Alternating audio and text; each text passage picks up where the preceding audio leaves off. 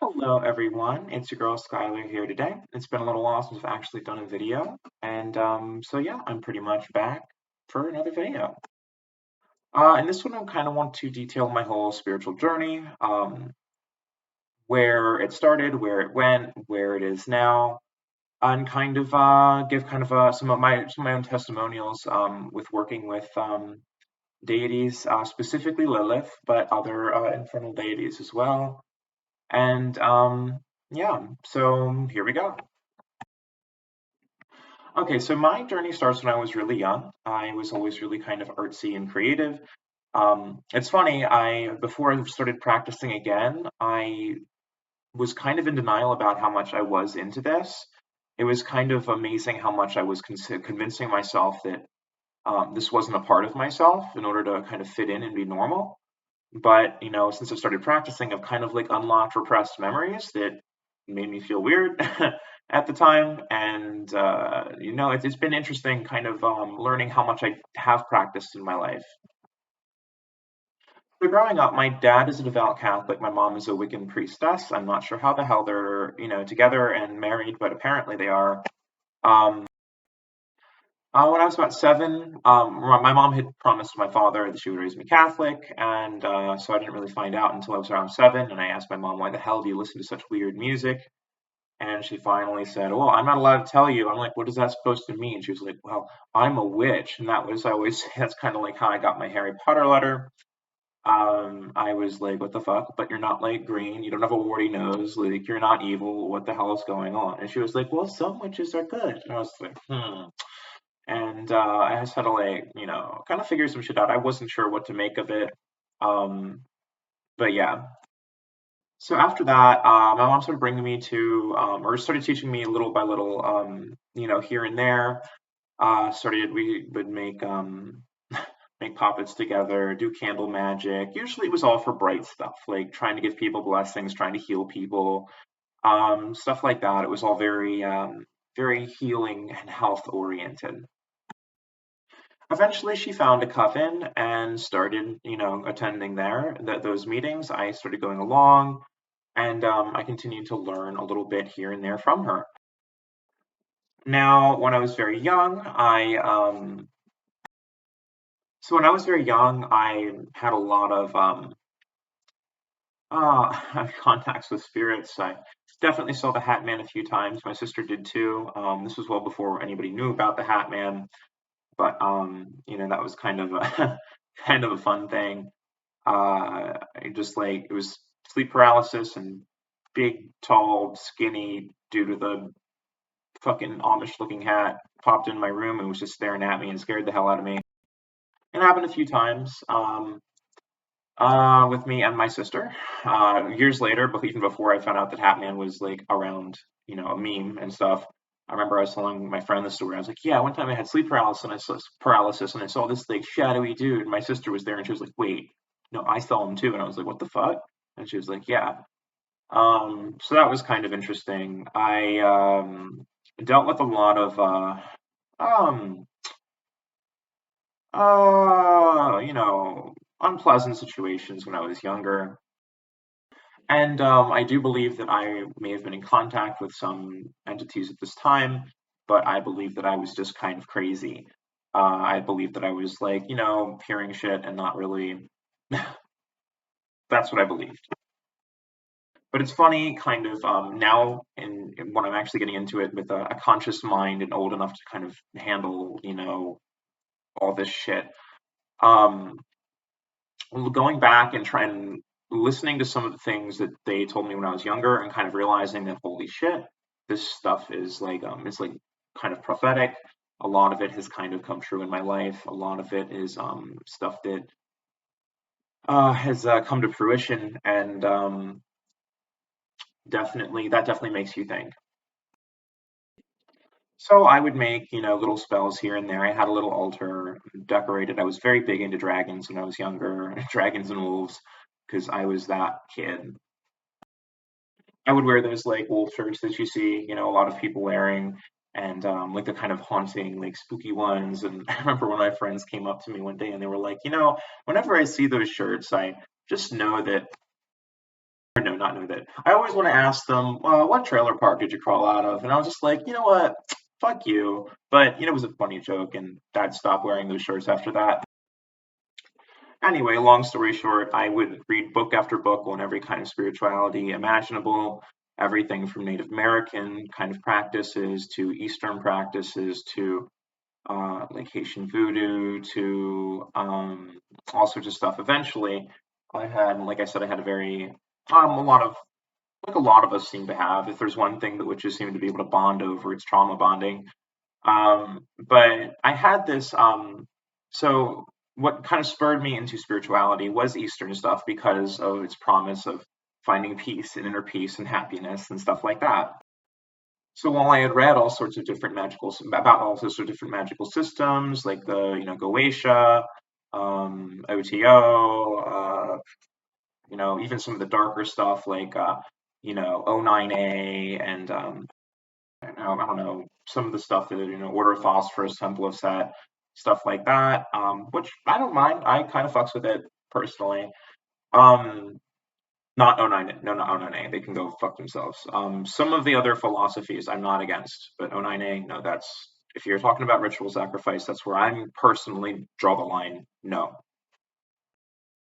But I would do research into these groups because I thought they were interesting. And I was dealing with a lot of personal, spirit activity and stuff like that myself at the time.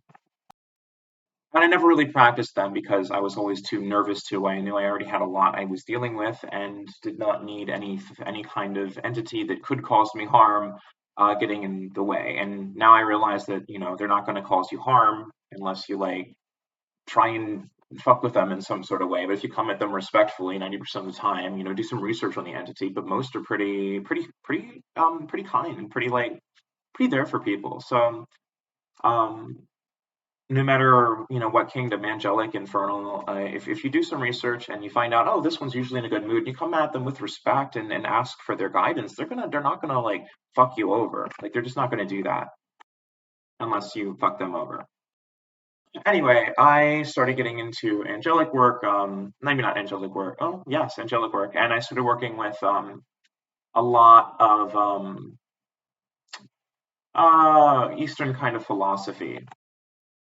When I was 17, I grew up, like I said, I grew up Christian when I was 17, but I read everything. I read the Bhagavad Gita, I read the Quran, I read the Lotus Sutra.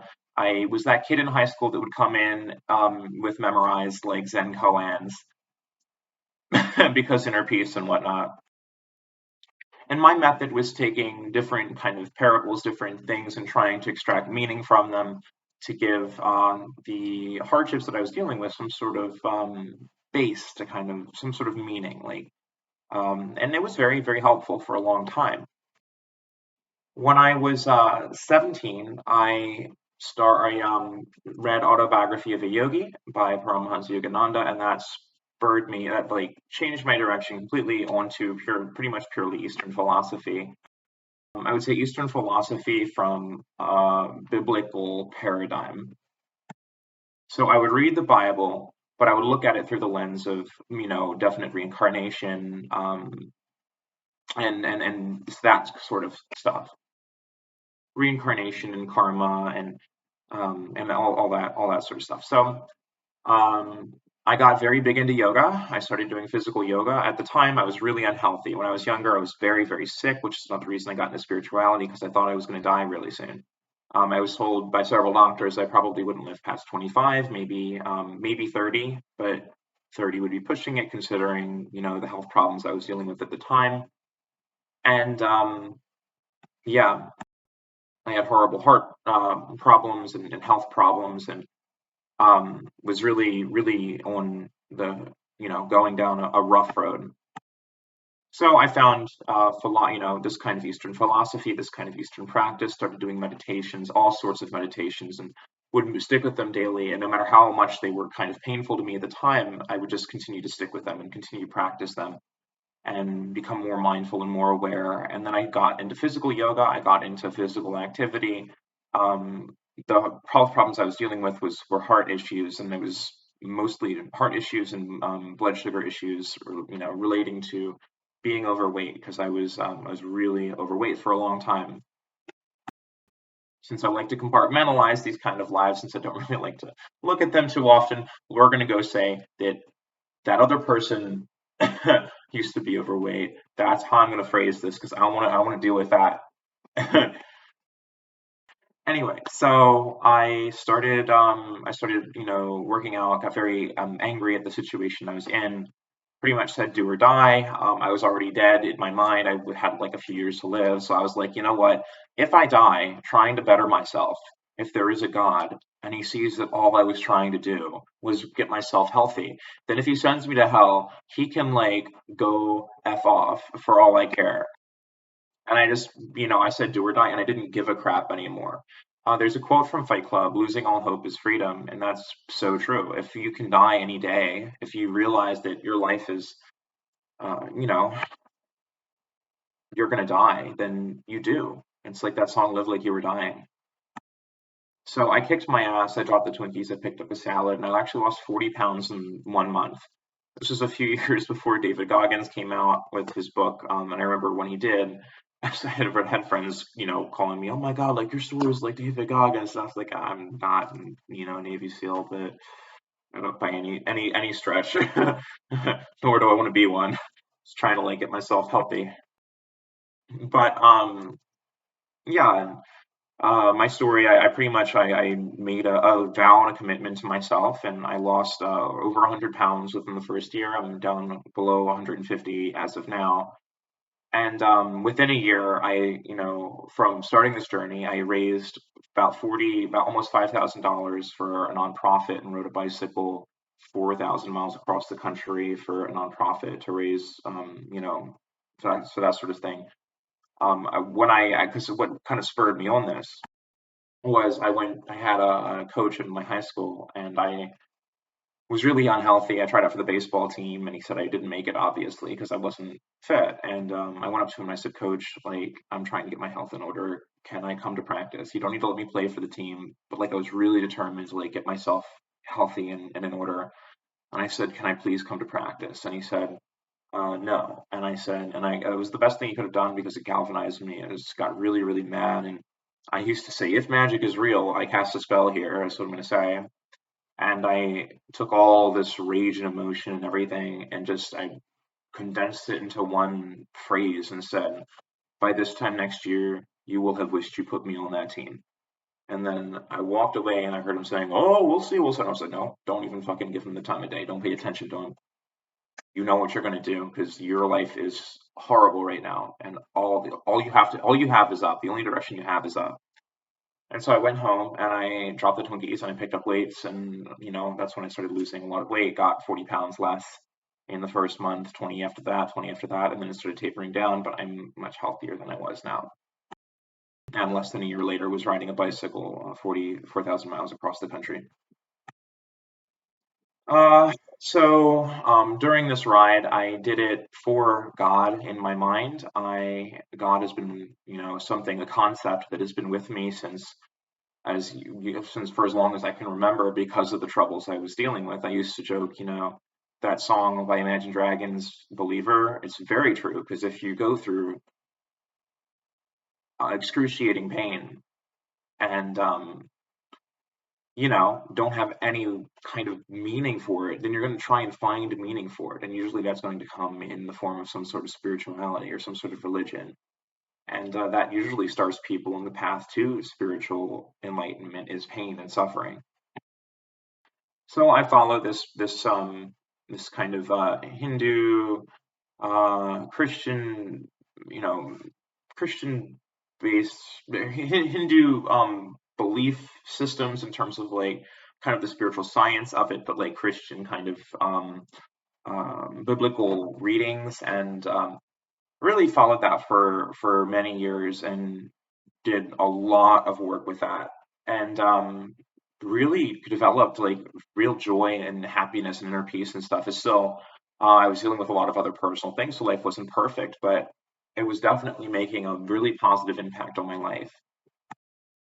Then I reach a plateau and I start going through real pain and I am a trans woman.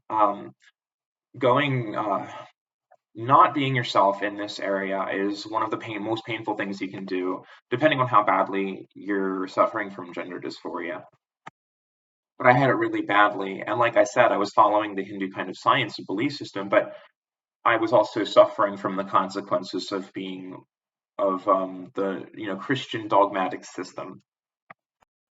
I went to church. I did all these things every Sunday. I was very kind of devout, and unfortunately, Christianity has a checkered past with LGBTQ, and so I didn't know what to do. I was like really kind of torn. I loved Jesus, and I loved this concept of God, and I loved finding inner peace and donating to the poor and doing whatever I could and being charitable. But I also knew that, um, or I felt like maybe if I went through with this and kind of became who I am and showing, unapologetically showed the world that this is who I was, that I was going to go to hell. That's definitely not the case. This is just a body. Like nobody gives a crap. They give a crap about how happy you are, how much you're living your life. If you want to look at the Bible verse to take the one about the talents, there's a Lord who gives his servant several talents and goes away, and one person invests the talents and gets three more talents. Another person invests it and gets a couple more talents, and the other person buries the talents in the ground because he's scared what of what the repercussions will be um, if he uses his talents. Then when the boss comes back, the Lord, which is supposed to be God, he's very happy with the people that have multiplied theirs, but is really angry at the person who buried his and didn't use it. And so, really, all I was doing was burying my talent. You could say that talent is a euphemism for physical talents or physical things, but it was a currency. It was the currency back then. So it was a part of who I was that I was burying and didn't need to be buried. So I went through around age 21. I got extremely depressed, and no matter how much I wanted to hide this, I couldn't hide it anymore. And eventually, it got to the point of potentially suicidal. A lot of us end up going down that road, and I luckily didn't. But I remember one time I was at that point, and I remember I looked up at the sky and I started praying, and I was like, God, what is the greater sin? And this is why I am vehemently against that aspect of Christianity. I don't have a problem with Jesus. I think Jesus is a cool person. But I have a problem with the dogma that's causing people to suffer the way that I did. But yeah, so I remember looking up and just being like, what's the greater sin here? And clearly I knew. Well, here I'm alive. If I had done that, I wouldn't be alive. So I said, you know what, if it's getting to this point, I have no choice. The only choice I really have is the best option I can take. And that option for me is to, transition. So I contacted the doctor and started on hormones the next day, or, as soon as I could. Fast forward a little while, I finally get into college at the age of 20, almost 23. I had asked my family to help me out before, but they wouldn't do it financially. Um, Eventually, I convinced them, and now I'm in college studying to get my degree. Yay! But I was getting really burnt out, and no matter, and my spiritual practice was suffering. It was really suffering while I was in school, and I kept thinking, I need this in my life. This is what's kept me sane and stable for, a long ass time. I need this in my life. I need this to ground myself in something. But I kind of started ignoring it. I got into maybe some negative habits, fun things too. Like I don't care who, I will party my ass off. I don't give a shit. Um, I'll do some fun things here and there because I don't care about that. I think I'm here to live. I'm not here to like pretend that I'm dead. Like anybody could do that when they're dead, but I'm here to have fun. Like I'm here to enjoy my 20s. So I lived it up a little bit, did stuff like that. But eventually, the kind of stress and then hardcore stress versus hardcore stress release and then, the kind of ups and downs and craziness that is, that comes with taking 5 classes a semester, trying to be an RA, trying to do all these things that I was doing, being a team, an administrator in a club, and taking on all these responsibilities got just too rough. And I was, doing some meditation on Davy for a little while, because I'm always trying to like get in touch with my femininity and, embrace that, because that's who I am. And yeah, so I was doing a meditation on Davy, the Davy meditation that was actually posted by Sadhguru on his channel. And I was doing that, and all of a sudden, I got this ring in my ear, and it was the name Lilith. And I was like, "Oh, I know Lilith, pop culture. I've played a lot. I've played a few games. Done this kind of stuff." And so I'm thinking about it, and I'm like, "Huh, I know enough occult shit. I'll look up her sigil, and I'll meditate on her sigil the same way that I'm meditating on Davy right now, because clearly." She wants to make contact, or what I was thinking was she must have wanted to make contact.